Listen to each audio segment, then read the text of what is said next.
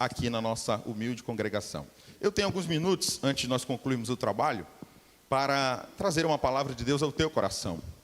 E se encontra, como eu disse, no Evangelho de Jesus, segundo Lucas, capítulo de número 5. Eu sei que a irmã Celita não está, mas eu preciso de um socorrinho aqui para, por favor. Isso. Leiamos o texto, por favor. Aconteceu que, apertando a multidão para ouvir a palavra de Deus, estava ele, eu abro um parênteses, Jesus, junto ao lago de Genezaré, e viu 2 barcos junto à praia do lago. Os pecadores, havendo descido deles, estavam lavando as redes.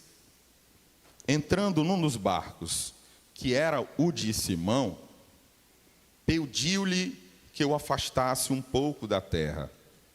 E, assentando-se, ensinava do barco a multidão. Quando acabou de falar, disse a Simão: vai para águas mais profundas e lançai vossas redes para pescar. Simão respondeu-lhe: mestre, trabalhamos toda a noite e nada pescamos, mas sobre tua palavra lançaremos as redes. Ao fazê-lo, colheram uma grande quantidade de peixes, de modo que as redes começavam a romper-se. Então acenaram para seus companheiros que estavam no outro barco, a fim de que os ajudassem. Eles foram e encheram ambos os barcos, de maneira tal que quase iam a pique. Simão Pedro, vendo isto, prostrou-se aos pés de Jesus e disse: Senhor, afasta-te de mim, pois sou um homem pecador. Porque ele e todos que o acompanhavam foram tomados de espanto por causa da pesca que fizeram. Assim como Tiago e João, filhos de Zebedeu, que eram companheiros de Simão, Jesus disse a Simão: não temas, de agora em diante serás pescador de homens. E eles, então, levando os barcos para a terra, deixando tudo,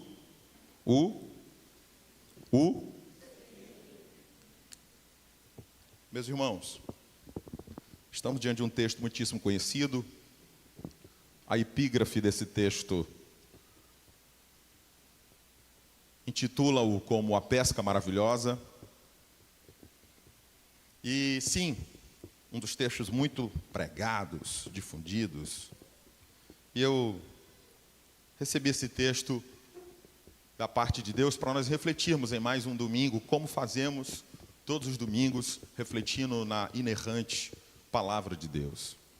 E eu quero esclarecer que o nosso culto de Natal, com a ministração temática, será no domingo que vem, pela manhã, pois não haverá escola bíblica dominical.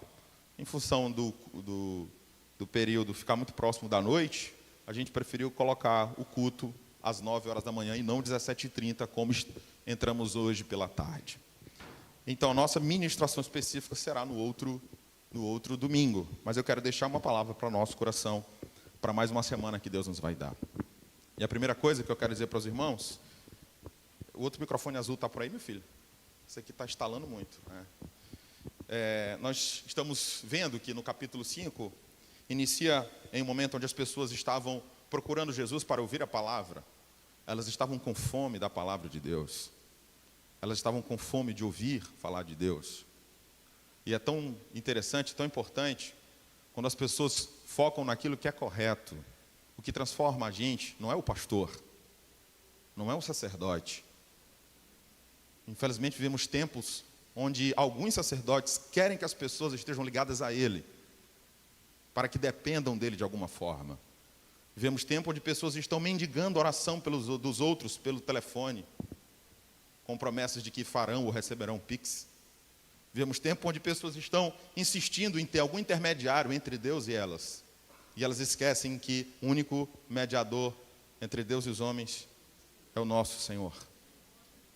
E o único que intercede por nós com gemidos inexprimíveis ao nosso Pai é o doce Espírito Santo de Deus. Você não precisa de intermediários para se relacionar com Deus. Alguém pode ser um canal de bênção de Deus para te ajudar na tua caminhada espiritual, mas dependência só de Deus. As pessoas apertavam Jesus porque queriam ouvir a palavra, então significa dizer que Jesus usava a palavra. O que transforma o ser humano é a palavra.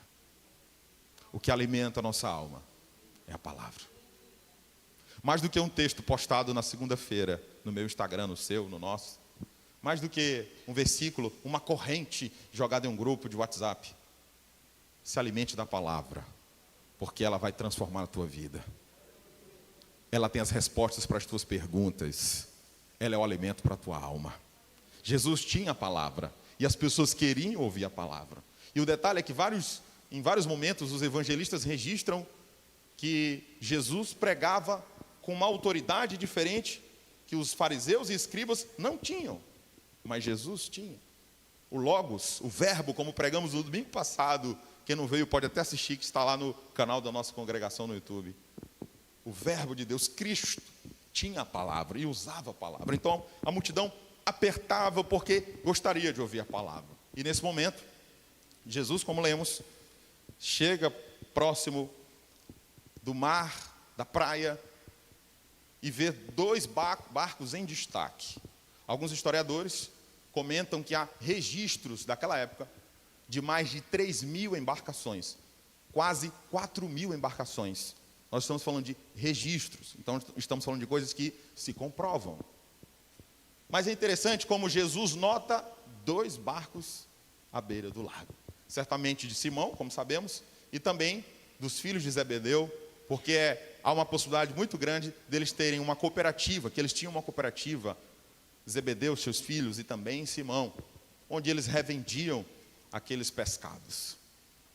E quando eu vejo que existem 4.000 barcos, e Jesus nota dois, é porque há algo especial, específico para ser feito. E a história segue quando Jesus entra no barco de Simão, e toma emprestado, e faz ele de plataforma, como eu estou aqui agora, para que Jesus estivesse um pouco mais elevado, e as outras pessoas que estavam ao fundo tivessem condição de ouvi-lo. Eu estou usando um microfone com 2 caixas de som e um retorno.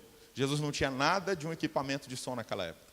Então ele contava com a cooperação 100% exclusiva, e o coração das pessoas deixavam ela cada vez mais atentas a ouvir o que Jesus tinha a dizer a elas. Você já pensou se Jesus entrasse no teu carro e pedisse emprestado? Já pensou se você tivesse uma embarcação e Jesus pedisse o teu barco emprestado? Eu sei, irmão, que tem coisa que se a gente emprestar parece que dá até azar, né? Olha o pastor falando de azar, né? Eu sei que o carro não vai quebrar na mão do dono, mas se emprestar, ele quebra na mão de quem pegou emprestado. Nunca aconteceu contigo, não? Eu já vi. Às vezes o carro está ali abençoado, não acontece nada. Aí você diz, eu vou bem aqui. Aí nesse bem aqui parece que bate o carro. Essa semana minha esposa... Não, eu não vou falar, não. A bichinha, coitada, esse ano é a terceira, não sei, não lembro. Deus colocou alguém do seu lado essa noite, diga assim para ela, se Jesus emprestasse o seu barco, diga para ela, pergunte, o que você faria?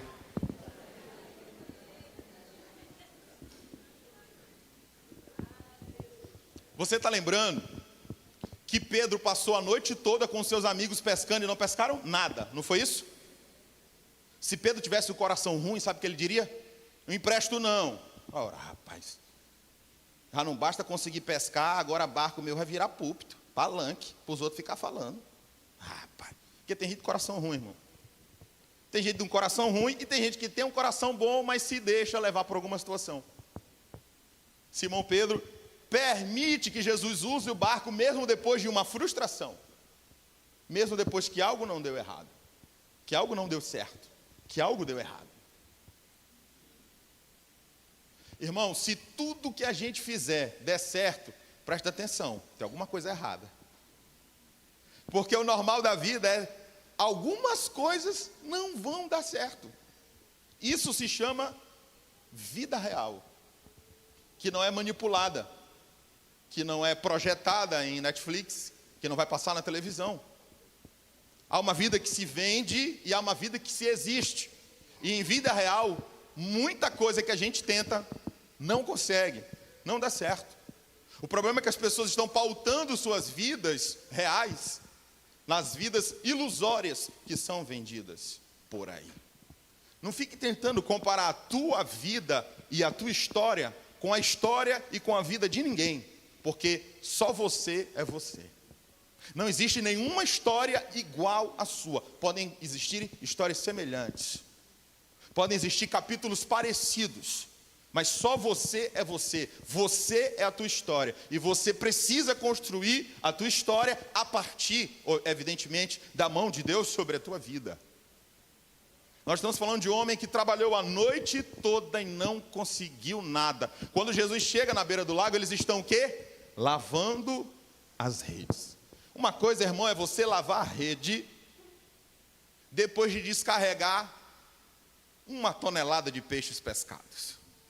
E outra coisa é você lavar uma rede que não te deu uma piaba para você almoçar. E é importante a gente entender que mesmo quando as coisas não dão certo, eu preciso manter a mesma postura e as mesmas escolhas acertadas que eu vinha tendo antes. Não é porque eu não pesquei que eu vou deixar de lavar a rede, entende? Pescou, pegou o peixe, você vai lavar sua rede. Pescou, não veio nada, lave a rede. Eu vou tentar desenhar para você entender. Já conversou com teu marido e parece que entra no ouvido e sai pelo outro? Lava essa rede de novo.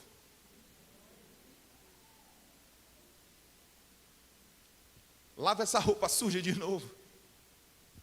Conversa de novo. O irmão já conversou com a irmã. Não desiste. Lava de novo. Conversa de novo. Tenta de novo. Parece que é a receita de bolo que as pessoas não querem seguir, que a comunicação pode salvar um casamento, salva um relacionamento. As mudanças que eu preciso ter como marido, elas não vão aparecer na minha frente dizendo muda. Eu tenho alguém que Deus colocou ao meu lado, e é minha esposa, que ela vai me ajudar a eu modificar, para ser melhor para ela mesma.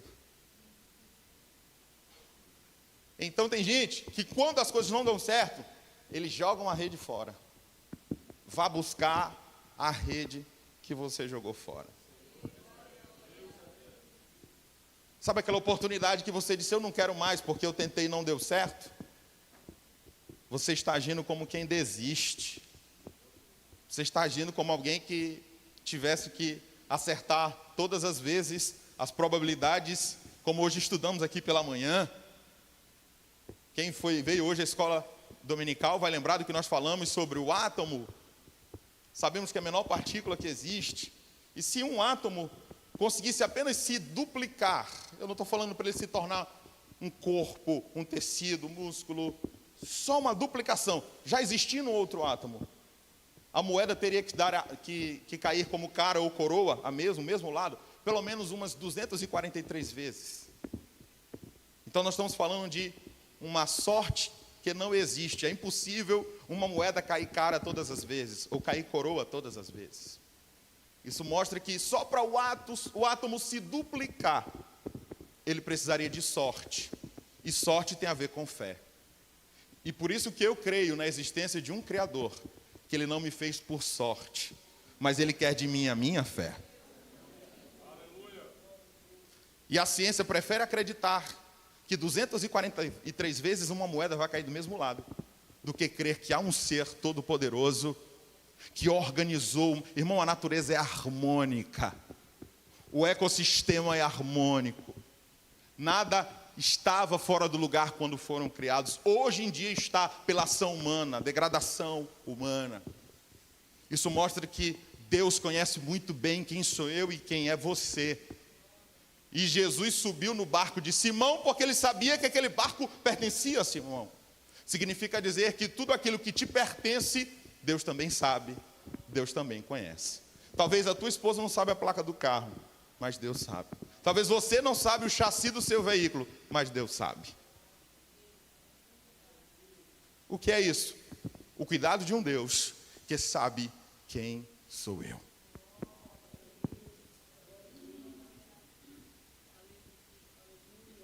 Significa dizer que Ele sabe que você tentou a noite inteira e não conseguiu nada. Talvez você tentou o ano inteiro e não deu certo muita coisa. Talvez o teu sentimento no coração, vindo hoje aqui, talvez depois de ter tentado talvez passar em provas, concursos, vestibulares, talvez você está pensando em jogar a rede fora, eu não quero mais saber disso, eu vou procurar uma outra coisa para mim. Jesus está dizendo para você, eu sei quem é você. Eu conheço essa frustração, mas eu tenho um plano para mudar o que você viveu até o presente momento. Por que Jesus subiu no barco de Simão? Porque Jesus tinha um propósito. Sabe por que você entrou aqui hoje nesse lugar? É porque Deus tem um propósito. Se não tivesse, você não viria aqui. Você não entraria aqui. E se você veio e Ele sabe a palavra que Ele me deu, é porque Ele tem com você um propósito. Pastor, qual é? Eu não sei, mas você pode descobrir se você se aproximar dEle.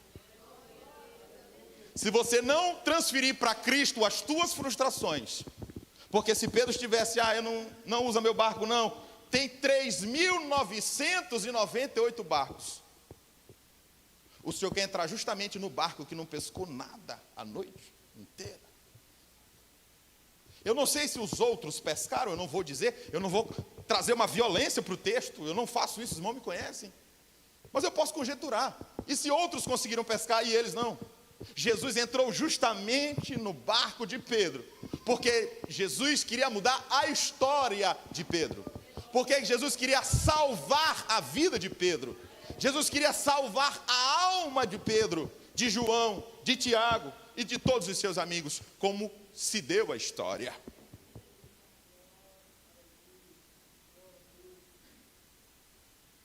Jesus prega a palavra de cima do barco.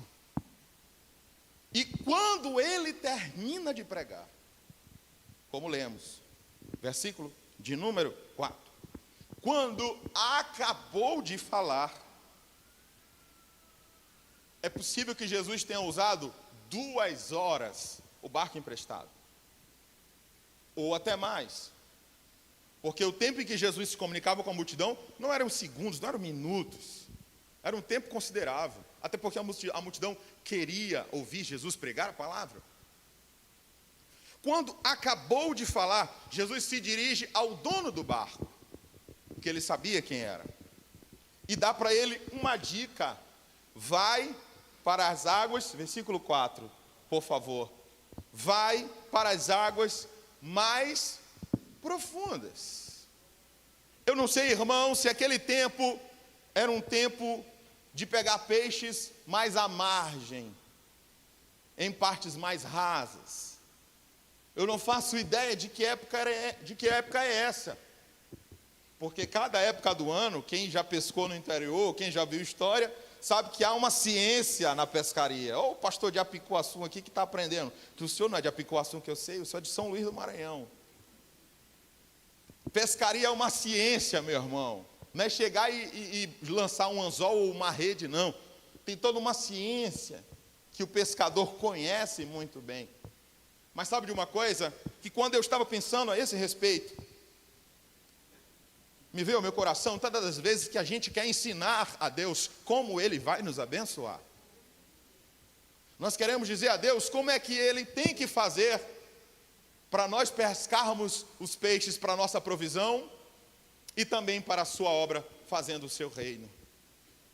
Porque Jesus chega para eles com uma informação que eles não estavam executando. Vão a águas mais profundas. Era como se dissesse assim: que loucura, o tempo não é de pescar nem águas mais profundas, o tempo é pescar de águas mais rasas. Isso é doidice, isso é uma loucura, não dá. Se Jesus disse que dá, creia, dá. Se Jesus disse que vai, pode crer, vá. Deposite sua fé e sua confiança em Jesus, em Cristo, no Senhor. Jesus diz a eles: vão a águas mais profundas. Ei, irmão, ei, amigo, Deus não quer que você se relacione com Ele à beira do lago. Deus quer que você se relacione com Ele em águas mais profundas. A religiosidade não sabe onde estão essas águas mais profundas. Mas há um relacionamento com Deus que é profundo. Há quem se relacione com Ele na beira da praia, com águas nos tornozelos, com água nos pés. Há quem se relacione com água nos joelhos, na cintura. Há quem dê um mergulho nesse relacionamento. Mas há quem vai a águas mais profundas. Talvez o que você está passando na tua vida não seja para destruir o teu casamento e nem a ti. Talvez seja Deus te chamando para ir a águas mais profundas. Há um relacionamento que é muito mais forte, mais intenso com Cristo do que alguém te ensinou. Tem hora que meu pai me ensina, tem hora que minha mãe me ensina, tem hora que o pastor me ensina na igreja, na escola, mas tem hora que Deus diz: eu quero te levar a águas mais profundas. E quando eu sou levado por Deus a águas mais profundas, eu sou levado a experiências que eu não gostaria de ter. Eu estou falando de experiências negativas, problemas, dificuldades. Jesus convida Pedro a águas mais profundas depois de uma noite inteira sem lograr êxito, sem pescar nada. Eles estavam cansados de tentar e não conseguir. A Bíblia não diz, mas se alguém debochou deles ao amanhecer, e aí pescaram quantos quilos? Porque pescador e amigo é assim, vai chegando o outro, pergunta: e aí, a maré hoje? E Pedro tem que dizer: não estava para peixe, não peguei nada. Mas mesmo assim, Jesus estava no controle da vida de Pedro. Vai ter momento que o teu negócio, alguma coisa não vai. Vai ter uma hora que os teus contatos não vão te levar a lugar nenhum. Você pode ser amigo da pessoa mais influente do mundo. Chega um momento onde você vai viver um mar de frustração. Você vai viver capítulos ruins.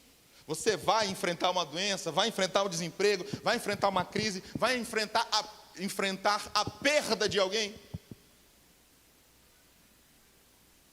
Mas nos mostra a palavra que Jesus sabe quem sou eu, e é por isso que Ele entrou no meu barco. E você sabe por que hoje eu estou aqui, pela misericórdia de Deus?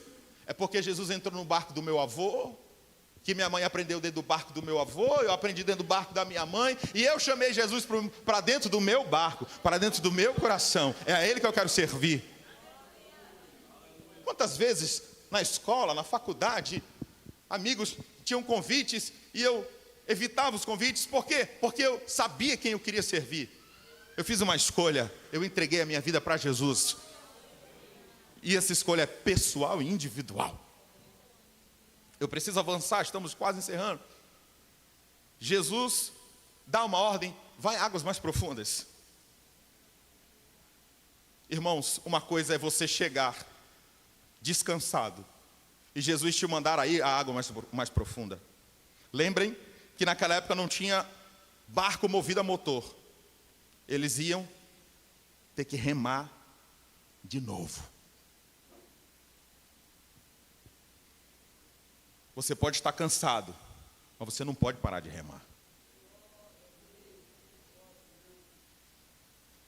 Você não pode desistir da tua vida. Você não pode desistir da tua família. Ninguém quer passar por uma infidelidade num casamento. Mas o perdão é um novo braço para remar em águas agitadas.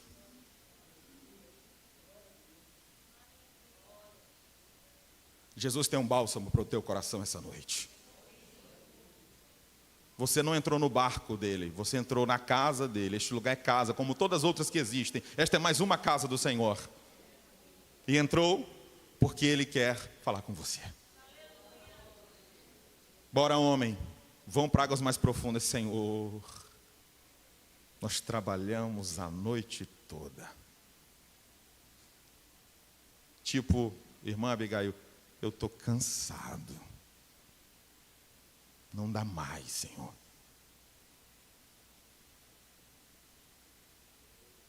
Mas ele disse, mas porque tu falas, lançaremos as redes. O caminho para uma vida espiritual feliz é obediência.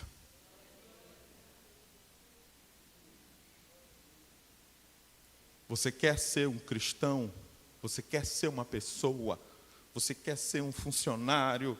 Você quer ser alguém que tem algum tipo de destaque e não há nenhum problema nisso? Trilhe o caminho da obediência. Se Pedro não obedece, ele perde a bênção. Mas ele diz, por que o Senhor manda? E tem gente que Deus manda e ele não quer obedecer. E se você não obedece, você não vai ter a bênção. Eu vou correr por conta do tempo. Eles foram. E observe, versículo 6. Ao fazê-lo, colheram uma grande quantidade de peixes, de modo que as redes começavam a romper-se. Imediatamente ao obedecer, Jesus fez o milagre. Eu não sei se os homens no barco foram com Pedro dizendo assim, rapaz, eu vou porque o senhor está mandando, mas aqui hoje não é para peixe não. Aconteceu alguma coisa, alguém fez algum negócio aí, alguém jogou, algum problema aconteceu. Não sei não. Mas se Pedro, que já conhecia a Cristo, disse, vamos lançar a rede, ele está dizendo, não custa nada. Foi igual Naamã, que ia perdendo a bênção por conta do orgulho. Não, eu que vou me lavar nesse rio aqui? Por nada. E a sua criada disse, meu Senhor, se o servo de Deus lhe disse, o que lhe custa? E ele desiste e vai mergulhar no Rio Jordão. E foi curado. Pedro só recebeu a bênção quando em águas profundas lançou a rede. Se ele jogasse antes das águas profundas, não tinha bênção do mesmo jeito. Pare de ficar tentando remar contra a maré. Pare para obedecer. Pare de tentar do teu jeito. Pare de achar que você sabe mais do que Deus. Pare de achar que você é melhor. Pare de achar que você é quem sabe. Pedro entendia da ciência de pescaria. Zebedeu era um senhor de muita experiência. Certamente, meus filhos, vão para cá que aqui é melhor. Eles conheciam tudo. Mas só um que conhece passado, o presente e o futuro. Esse alguém é Jesus. E eles lançam a rede. E tiram de uma forma que as redes começaram a se romper. Sabe o que é isso? Deus conhece até o teu limite. A Bíblia é quem diz. que Ele não permite sobre nós nenhuma tentação, nenhuma provação que eu não consiga suportar. Não é sobre-humana, é até onde eu consigo. E aqui eu acho interessante, é que o coração de Pedro, o pastor Paulo Portela, não era um coração ganancioso. Porque tem gente que é tão ruim, que ele deixa a rede dele se romper, mas ele não divide o peixe. Ele não compartilha a bênção. Ele não olha para o lado. Porque diz a Bíblia o quê? Elas iam se rompendo, o que é que eles fizeram? Ou se tivesse um celular para ligar, estava mais fácil. Eu imagino aqueles homens, uns segurando, rapaz, não solta a rede não. E o outro acenando e gritando. E eles viram, rapaz, está acontecendo alguma coisa ali. O que é? A mão do Criador.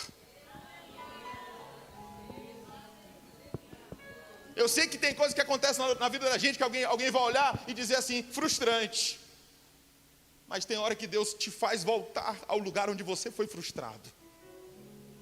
Jesus te faz voltar ao lugar onde não deu certo. Porque às vezes você tentou do teu jeito, mas quando você vai com a palavra dele, e ele te dizendo o que você tem que fazer, dará fruto.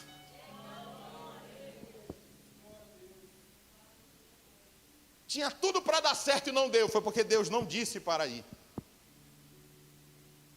Tinha tudo para colher muito, mas Deus não disse que era para ir. Você achou que só com o teu conhecimento, com um barco novo, com redes boas, com conhecimento de alguém que sabe e conhece, você iria ter muitos frutos e você está frustrado.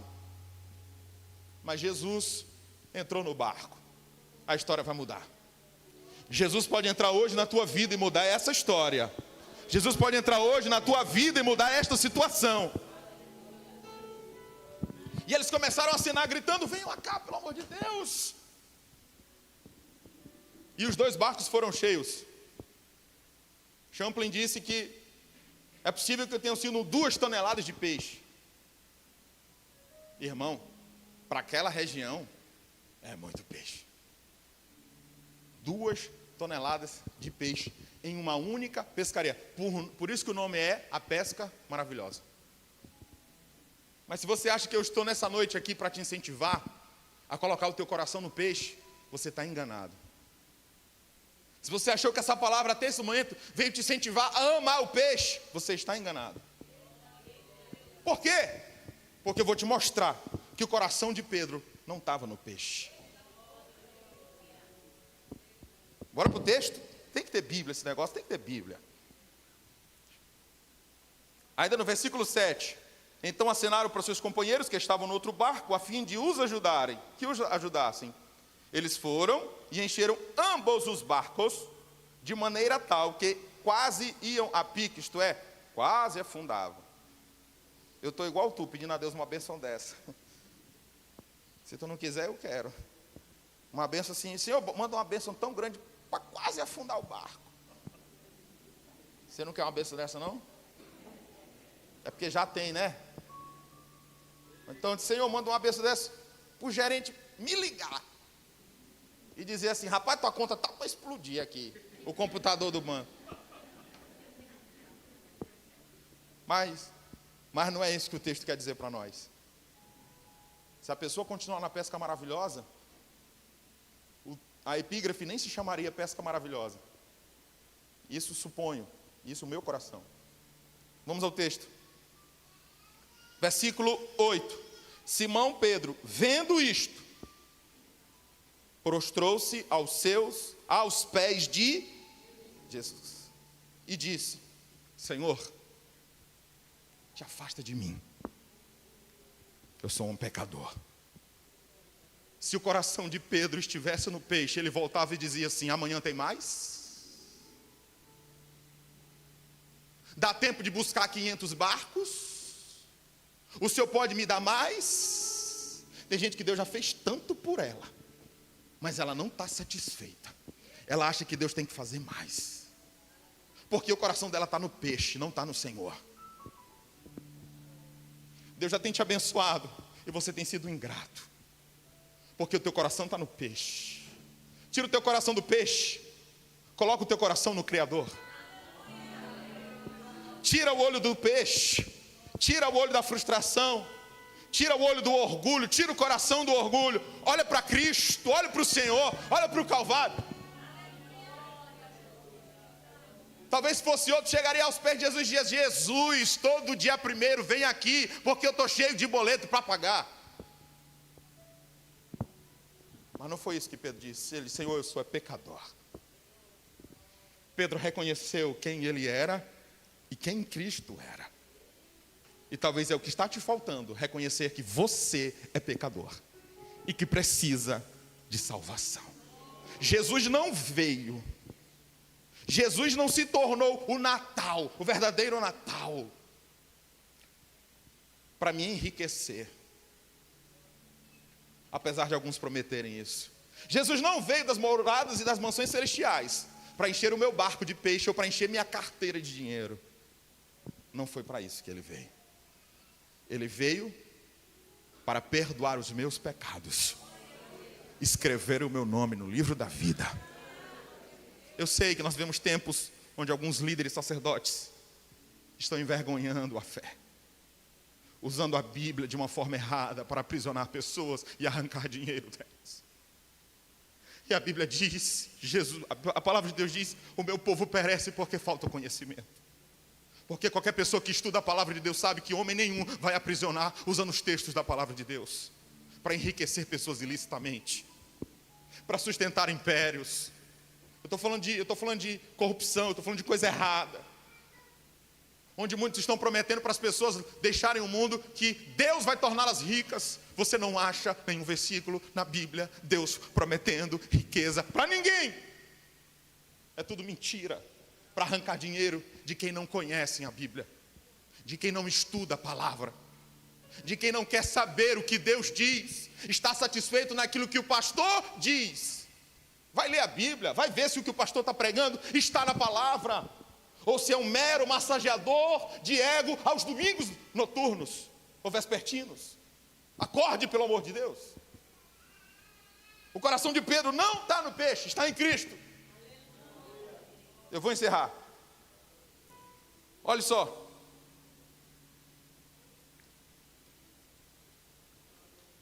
Versículo de número 10. Não só Pedro, mas assim como Tiago, João, que eram filhos de Zebedeu, que eram companheiros de Simão, fizeram a mesma coisa que Simão Pedro. Jesus diz a ele: não temas, de agora em diante serás pescador de homens. Jesus estava dizendo, irmão Breder: eu estou encerrando a tua carreira de pescador hoje, com a maior pescaria que a Galileia se tem notícia. Hoje eu estou deixando vocês estão deixando Zebedeu ver peixe que ele não viu em toda a vida dele. E como Pedro e os filhos de Zebedeu acompanharam Jesus, Zebedeu ficou sem as suas principais cabeças, mas Jesus não deixou a cooperativa no prejuízo. Jesus deixou 2 toneladas de peixe para eles venderem, para eles negociarem. E eu até acho que eles deram muitos peixes, porque lembrem, naquela época não tinha freezer para guardar 2 toneladas de peixe. Vou te provar pela terceira e última vez que o coração de Pedro não estava no peixe. E foi por isso que Jesus multiplicou. Porque já pensou se Jesus multiplica a bênção financeira no teu coração, e tu achar que tu é poderoso, que tu não precisa de Cristo, ele vai te perder. Jesus só multiplica o azeite na botija de quem ele conhece o coração. Então, meu irmão, vai logo organizando alguma coisa aí, se tu está na prova demais. 2023 está acabando, eu sei que algumas pessoas estão felizes, eu também estou dizendo: Senhor, obrigado, que o Senhor cuidou de mim, e que venha 2024 com muitos peixes, aleluia. Mas o nosso coração não pode estar no peixe. Vamos lá, vamos encerrar. Versículo 11, olha o que diz o texto. Eles então, levando os barcos para a terra, deixando tudo tudo. Tudo. Tudo. Tem gente perdido, preocupado com dinheiro, trabalhando feito um jumento. Eu sei que jumento trabalha, viu, irmão? Trabalhando feito um burro animal, feito uma mula.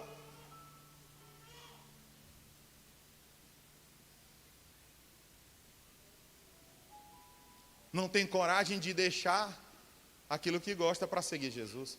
Esses homens largaram a maior pescaria da história daquele lugar. Os peixes podiam até apodrecer, que para eles não iriam fazer diferença. Por quê? Eles descobriram que Jesus tinha muito mais para oferecer e não era financeiro, era espiritual.